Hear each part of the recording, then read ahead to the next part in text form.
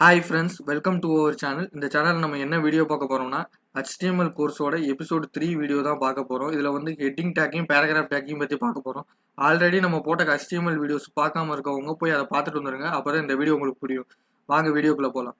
First heading take. Heading take வந்து நம்ம எதுக்கு யூஸ் பண்ணுறோம்னா, இப்போ நார்மலாக நம்ம ஒரு நோட்டில் எழுதும் போது ஹெட்டிங்கை டிஃப்ரென்ஷியேட் பண்ணி காட்டுறதுக்காக கலர்ஸ் யூஸ் பண்ணுவோம். அதே மாதிரி அண்டர்லைன் பண்ணி காட்டுவோம்.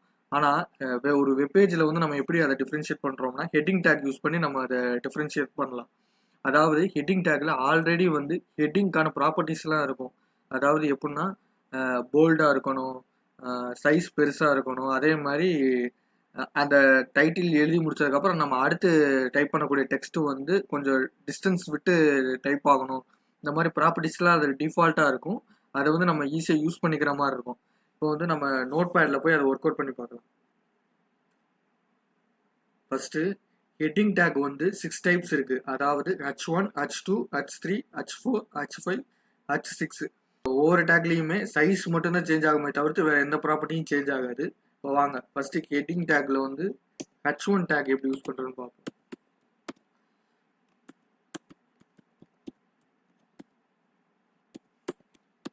ஓகே, இப்போ நம்ம H1 டேக் யூஸ் பண்ணியாச்சு. அதை லோட் பண்ணி பார்ப்போம்.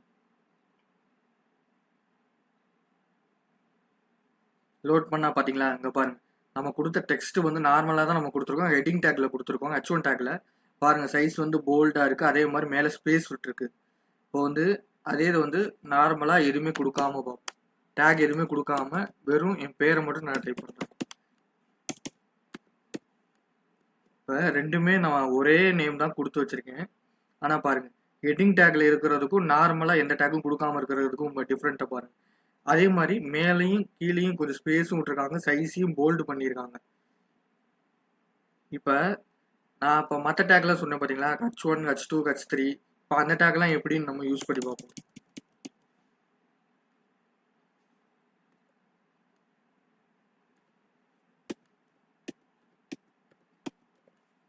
இப்போ இது மட்டும் மாற்றிக்குவோம், டேக்கை மட்டும் மாற்றிக்குவோம்.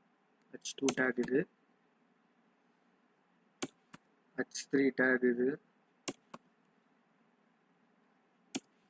H4 டேக் இது, H5 டேக் இது, H6 டேக் இது. ஓகே, டேக் எதுவுமே போடாமல் நார்மலாக இதை லோட் பண்ணி பார்ப்போம். இப்போ பார்த்தீங்களா, H1லேருந்து H6 வரைக்கும் பாருங்கள். 1, 2, H1 இது, H2, H3, H4, H5, H6 பாருங்கள். ஒவ்வொரு டேக்குக்கும் சைஸ் தான் டிஃப்ரென்ஸ். H1 தான் இருக்கிறதுலே பெரிய டேக்கு.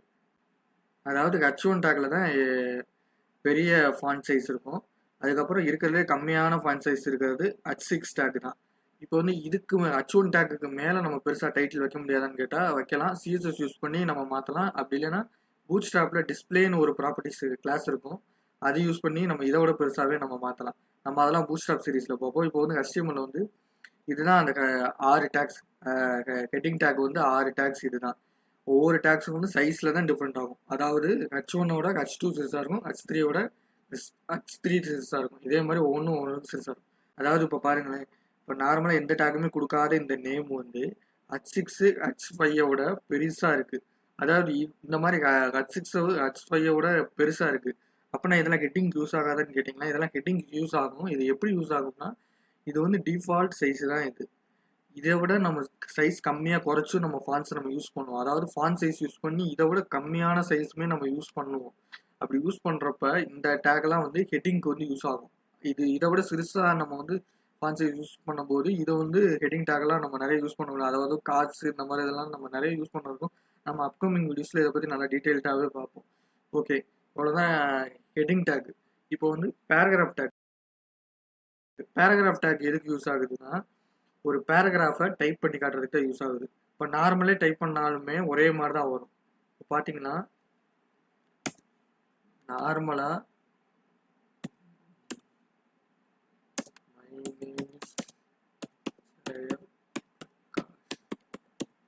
இப்படி டைப் பண்ணுறோம். இப்படி இருக்கு. இப்போ இதில் பேராகிராஃப் டேக் நான் ஆட் பண்ணுறேன். ஓகே, நான் பேராகிராஃப் டேக் ஆட் பண்ணியிருக்கேன். பார்த்தீங்களா, ஆட் பண்ண உடனே சைஸ் வந்து பேடிங் வந்து எக்ஸ்ட்ரா கொடுக்குது. அதாவது உங்களுக்கு ஒரு எக்ஸ்ட்ரா பேடிங் மாதிரி இது கொடுக்கும். இதே இது வந்து நான் இதே வந்து இன்னொரு டேக் யூஸ் பண்ணுறேன், அப்போ தான் உங்களுக்கு புரியும். பாருங்க, அதே தான் காப்பி பண்ணி பேஸ்ட் பண்ணியிருக்கேன். ஆனால் இது வந்து நெக்ஸ்ட் லைனில் ஷோ ஆகும். ஓகேங்களா, பாருங்க பாருங்க, my name is Jayaprakash, my name is Jayaprakash ரெண்டுமே நெக்ஸ்ட் லைனில் தான் ஷோ ஆகுது. அது மட்டும் இல்லாமல் இந்த ரெண்டுக்கும் நடுவில் ஸ்பேஸை பாருங்க, ஸ்பேஸ் விட்டுருக்கா, இதுக்கு தான் பேராகிராஃப் டேக் யூஸ் ஆகுது. அது மட்டும் இல்லாமல் இப்போ வந்து இந்த ரெண்டு டேக்கையும் எடுத்து விட்ருங்க. இப்போ எப்படி ஷோ ஆகுது பாருங்க.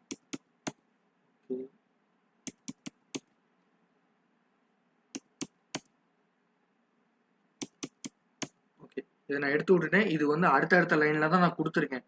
ஆனாலுமே இது வந்து ஒரே லைனில் தான் வரும். பாருங்களேன், இப்போ வந்து ரெண்டையுமே வேற வேற லைனில் தான் கொடுத்துருக்கேன்.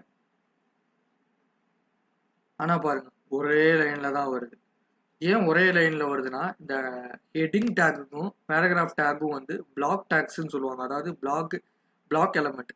அதாவது ஏன்னா இப்போ வந்து இது வந்து ஆல்ரெடி நம்ம ஒரு லைன் இருக்குன்னா அந்த லைன்லேயே நம்ம ஹெட்டிங் டேக்கையும் பேராகிராஃப் டேக்கையும் கொடுத்தாலுமே அந்த டேக் வந்து அடுத்த லைனில் தான் ஷோ ஆகும். அடுத்த லைனில் தான் ஷோ ஆகும் அது.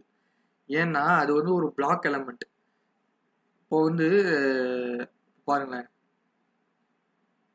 இப்போ ரெண்டுமே ஒரே லைனில் தான் ஷோ ஆகுது. ஓகே, நம்ம இதை மட்டும் பேராகிராஃப் டேக் ஆட் பண்ணிப்போம். ரெண்டாவது ஒன்றை மட்டும் பேராகிராஃப் டேக்ல ஆட் பண்ணிக்குவோம். இப்போ பாருங்க, இது அடுத்த லைனில் ஷோ ஆகும். ஓகேவா, இது அடுத்த லைனில் ஷோ ஆகுது. அதுதான் பேராகிராஃப் டேக்ன்றது பிளாக் எலமெண்ட். இது வந்து நம்ம வந்து ஒரு பேராகிராஃப் டேக் போட்டு அடுத்த பேராகிராஃப் டேக் போட்டோம்னா அது ஆட்டோமேட்டிக்காக நியூ லைன் தான் எடுத்துக்குமே தவிர அதே பேராகிராஃப் லைனில் வந்து கண்டினியூ ஆகாது. இது வந்து ஹெட்டிங் டேக்குக்கும் இது பொருந்தும், அதே மாதிரி பேராகிராஃப் டேக்குக்கும் இதுவும் பொருந்தும். ஓகே, இந்த வீடியோ உங்களுக்கு பிடிச்சிருந்துச்சுன்னா லைக் பண்ணுங்கள், ஷேர் பண்ணுங்கள், சப்ஸ்கிரைப் பண்ணுங்கள். பாய்.